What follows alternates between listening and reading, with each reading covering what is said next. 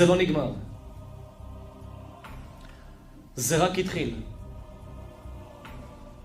ואם נראה למישהו שזה נגמר או ייגמר, זו התחלה של תקופה קשה מאוד, שלאחריתה הקדוש ברוך הוא יגאל אותנו סוף סוף מהגועל נפש הזה.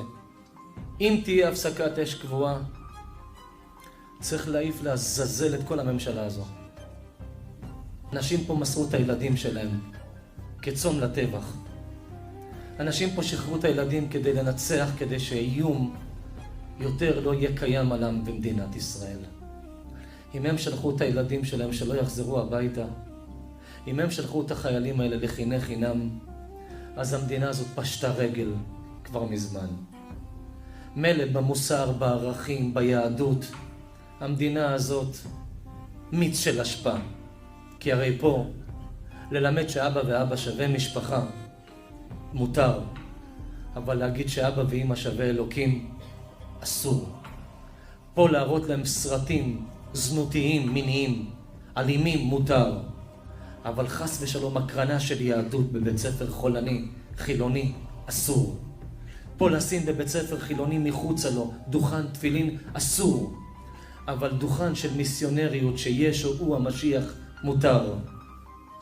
פה לרקוד בהרום ערומים ביחד עם נשים של ואחיות של ואחים של בערבוביה שהקדוש ברוך הוא הכי שונא מותר, אבל לשבת גברים ונשים בהפרדה אסור.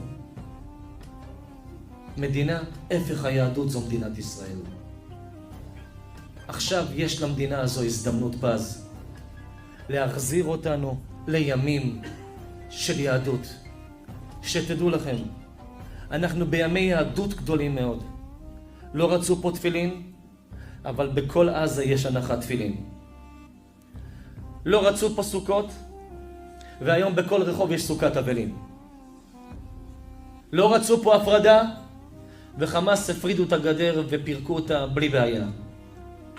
לא רצו פה כיפור, קיבלו הפתעה כמו ביום הכיפורים לפני 50 שנה. לא רצו פה, אבל לא רצו חד חלק. לא רצו פה יהדות, וקיבלו אותה בפנים בכמות אדירה. כי עם ישראל זה עם נאמן להשם.